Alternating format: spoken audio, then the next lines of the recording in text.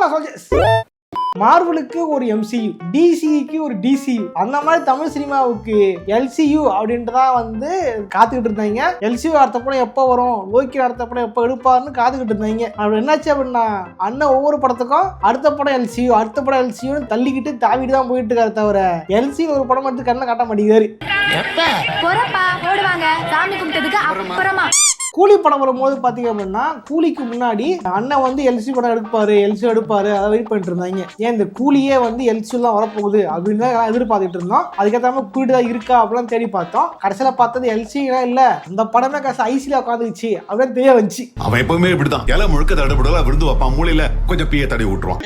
சரி ஓகே, அடுத்தது கைதி 2 தான் அப்படின்னு நினைச்சுக்கிட்டு இருந்தோம். அதுக்கேற்ற மாதிரி தான் மொட்டமா கூட உட்காந்துக்கிட்டு நம்ம லோக்கி அண்ணன் வந்து பேசிட்டு இருக்கும் பொழுது 100% கைதி 2 அப்படின்னு சொல்லியிருப்பாரு நம்ம அண்ணன். பாஸ் அங்க மட்டும் இல்ல, அவர் போராட எல்லாத்தையுமே தான் சொல்லி வச்சிருக்காரு. இப்போ ரஜினி சார் முடிச்சுட்டு I'm going back with my 7th film as கைதி 2. ஸோ அதில் இமீடியட் நெக்ஸ்ட் ஃபிலிம் வந்து கைதி 2 தான். நெக்ஸ்ட் ஃபிலிம் கைதி 2 இல்ல கடைசியில பார்த்தா அடுத்தது கைதி 2 இல்ல, ஆடியா 2 ரீசன்ல அனௌன்ஸ் பண்ணப்பட்ட அல்லு அர்ஜுனோட படம் அப்படின்னு தெரிய வந்துச்சு. ஆந்திரா என்னதா, தமிழ்நாடு என்னதா, அவ்வளவுதான். LCU ஃபேன்ஸ் சம்மகட்டு போயிட்டாங்க.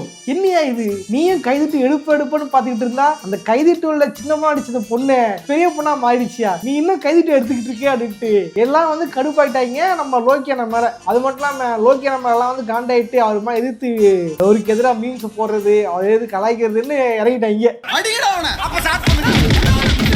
அதுதான் அண்ணன் பாத்தீங்கன்னா இப்ப ரீசெண்டா வந்து ஒரு இன்டர்வியூ கொடுத்துருப்பாரு. இல்லைங்க இந்த மாதிரிங்க அப்படின்னு சொல்லியிருந்திருப்பாரு. ஃபேன்ஸுக்கு அண்ணன் வந்து அது மட்டுமே காரணம் கிடையாது. அண்ணன் வந்து டாக்டரையும் தாண்டி புதுசாக ஒரு அவதாரம் எடுக்க போறாரு அப்படின்னு முடிவெடுத்து இருந்தார். அது என்ன அவதாரம் அப்படின்னா அதுதான் வந்து ஹீரோ அவதாரம். அமெரிக்க மாப்பிள்ளைகள் இந்த கட்டலாம் பண்ண மாட்டேங்க, நடிச்சா ஹீரோ சார். DC ஃபேன் டிசின்னு பேர் வச்சு ஒரு பாடி அடிச்சிட்டு இருக்காரு நம்ம லோக்கி அண்ணா. டிசின்ற படத்தை தான் ஹீரோ அப்படின்ட்டு அனௌன்ஸ் பண்றதுல வந்திருக்கோம். ஓ நீ LCU வந்து பாடல எழுதிட்டு நீ வந்து ஹீரோட பாட்டு பாட போறியா அப்படின்ட்டு LCU ஃபேன்ஸா செம்ம கடுப்பாயிட்டாங்க. ஏன்னா அவங்க கேட்கறது ஒண்ணுதான், கைதி 2, விக்ரம் 2, அப்போ ரோலக்ஸ் சேனல் மூவி இதை மட்டும் எடுத்து கொடு அப்படின்ட்டு கேட்டுட்டு இருக்கும்போது தான் அண்ணா இதெல்லாம் இல்ல, அண்ணா அந்த ஆந்திரா படம் போறேன்ட்டு அப்படியே கிளம்பி அல்லு அர்ஜுன் படம் போயிட்டாரு. பாஸ் அப்படிலாம் இல்ல, நீங்க வேணா பாருங்க, அல்லு அர்ஜுன் ப்ராஜெக்ட் முடிச்சுட்டு அடுத்த ப்ராஜெக்ட் அமீர்கான் தான், கடைசி வரைக்கும் கைதிட்டு வராது பாஸ். ஐயோ அப்ப தெரிசாவோட வாழ்க்கை அலங்கார பந்தலிலே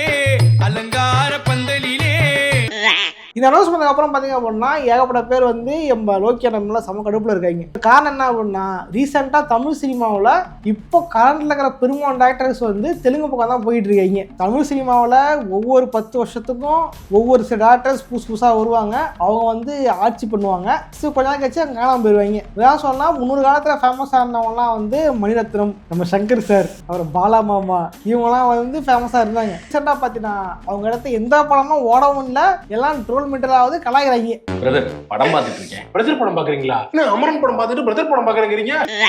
இப்போ ஃபேமஸ் ஆகுது யாரும் பார்த்தீங்கன்னா நம்ம அட்லி அண்ணன், நெல்சன் அண்ணன், அடுத்தது நம்ம லோக்கி அண்ணன். லோக்கி அண்ணன் கூலி படத்தில் கெட்ட பேர் வாங்கினாலுமே அவர் மேலே ஒரு ஹோப் இருக்கு. பட் இவங்கலாம் பார்த்தீங்கன்னா எல்லாருமே வந்து அப்படியே தெலுங்கு பக்கம் தாவிட்டு தெலுங்கு பண்றகிற மாசியாக்களுக்கு வந்து பாடு கிளம்பிட்டாங்க.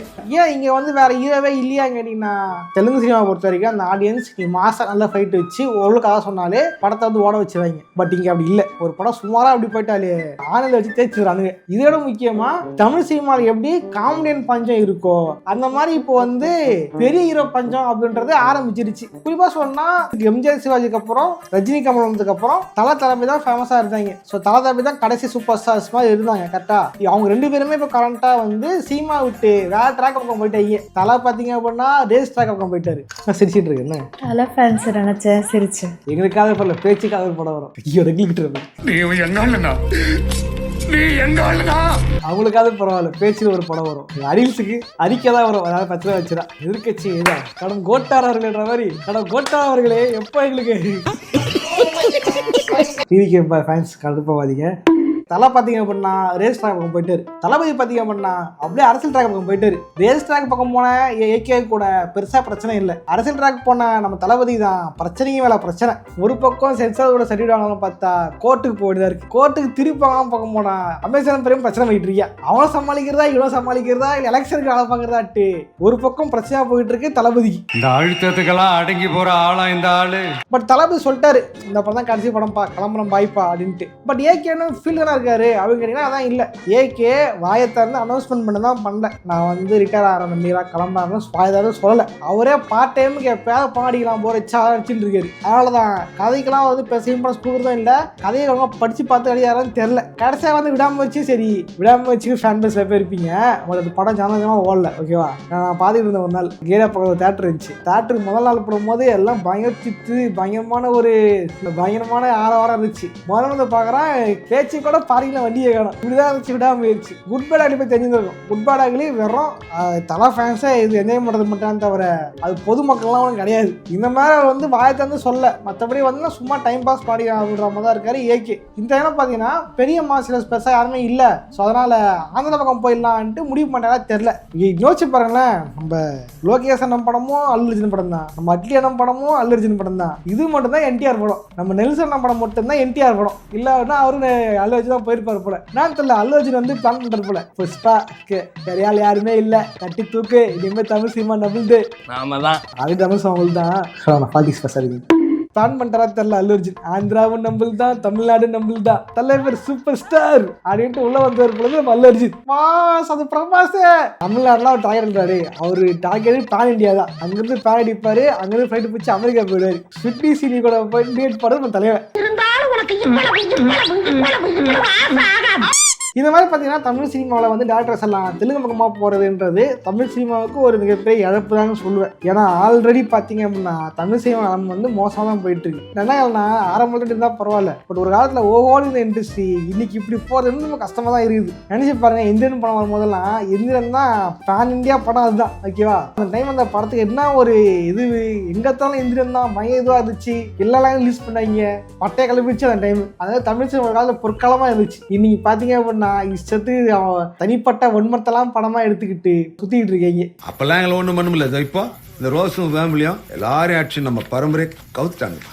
டாக்டர் நம்ம எழுதி அண்ணன்கிட்ட வருவோம். அண்ணன் பார்த்தீங்க அப்படின்னா நான் வந்து இது அப்படி போயிட்டேன் இப்படி போயிட்டேன் ஐக்கா அப்படின்றீங்க. அப்படிலாம் கிடையாது. கண்டிப்பா அல்லு அர்ஜுன் படம் முடிச்ச உடனே கைதிட்டு எடுப்பேன் அப்படின்னு சொல்லியிருப்பாரு நம்ம அண்ணன். இதே தான் வந்து கூலி பழகும் போது சொன்னீங்களா உங்க வார்த்தை நீங்க இதெல்லாம் சொன்னீங்க. இப்போ ரஜினி சார் முடிச்சுட்டு I'm going back with my 7th film as கைதி 2. இதுதானே சொன்னீங்க. இப்போ திரும்ப இதே சொல்றீங்களே. ஓ நண்பா காதுகள் பாவம் இல்லையா. செய்யுங்க நாளை செய்யுங்க வேணாங்கல்ல. ஆனா ட்ரில் எல்லாம் போடாதீங்கடா. இப்போ வரக்கூடிய பென்ஸ் படம் பார்த்தீங்கன்னா எல்சிக்குள்ள தான் வருது. எல்சி திரும்ப வரும். கண்டிப்பாக இந்த படம் திரும்ப நான் எடுப்பேன். இந்த அல்லு அர்ஜுன் பார்த்து முடிச்சுட்டு கண்டிப்பாக நான் வந்து அதெல்லாம் முழுடாக தான் இறங்குவேன் அப்படின்லாம் சொல்லியிருக்காரு நம்ம லோக்கேன. ஸோ இந்த கேப்பை யூஸ் பண்ணி இப்படி ஒரு படம் பண்ணிட்டு வந்தலான்னு யோசிச்சது தான். ஸோ என்னோட அடுத்த படம் கைதி 2 தான் இருக்கும். பாருங்க கைதி 2 வேணும்னா வெயிட் பண்ணுங்க.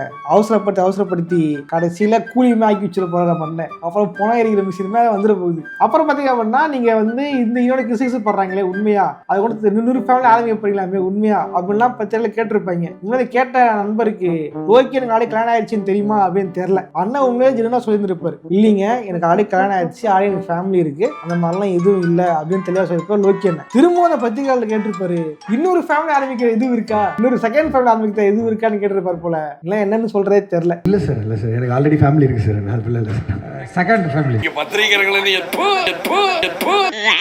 சினிமாக்காரங்களோட பர்சனல் வாழ்க்கையை பேசாதீங்கன்னா இப்போ சொல்லியிருக்கேன். பர்சனல் வாழ்க்கை பேசுறதே பலப்பதான் பல பற்றி இருக்கிறாங்க. அப்படியே இருந்தாலும் இருந்தது பேசினா பரவாயில்ல. இல்லாத தோண்டி எடுத்து வேறுன்ட்டே ஒருத்தர் இது ஹர்ட் பண்ணுறது எதுவும் சரின்னு தெரியல. இந்த விஷயம் நான் லோக்கியா சப்போர்ட் பண்ணுவோம்ப்பா. பண்ணுக்கு பேசினாலுமே இந்த விஷயம் வந்து அவர் பர்சனல் லைஃப்ல இருக்கக்கூடாது. இது வந்து அவர் தப்பே பண்ணியிருந்தா கூடமே அது ஒரு பர்சனல் லைஃப் அதை பற்றி பேசக்கூடாது அவ்வளோதான்.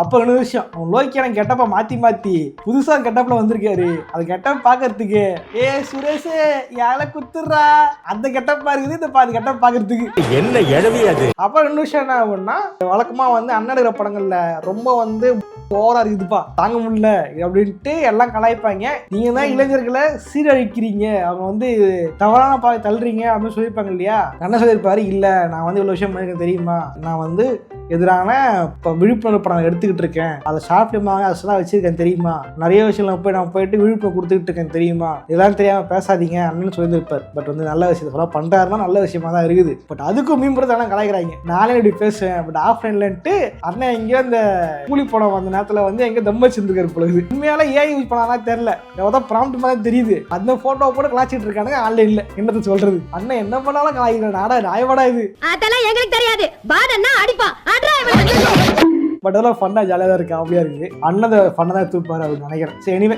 அண்ணா திரும்பி எல்சி ஆரம்பிக்கிறேன்றாரு. எல்சியூல வந்து எந்த படம் வெயிட் பண்ணிட்டு இருக்கீங்க, எந்த படம் ரொம்ப காத்துக்கிட்டு இருக்கீங்க அப்படின்றத கமெண்ட்ஸ் பண்ணுங்க. நான் வெயிட் பண்ணுறது ரோலக்ஸோட ஸ்டாண்ட் அவுட்டுக்காக தான். லியோட்டோ வராதுன்னு தெரியும், பட் இருந்தாலும் லியோட்டோ தான் நல்லா இருக்குன்றது என்ன. உங்களுக்கு என்ன படம் அப்படின்றத கமெண்ட் பண்ணுங்க. மேடம் உங்களுக்கு லியோ 2 நினைச்சேன், இதான் சொல்லுவேன், நினைச்சேன், அப்பயே அடிச்சேன். எங்க வீட்டுக்காரோட எனக்கு விஜய் தான் பிடிக்கும்.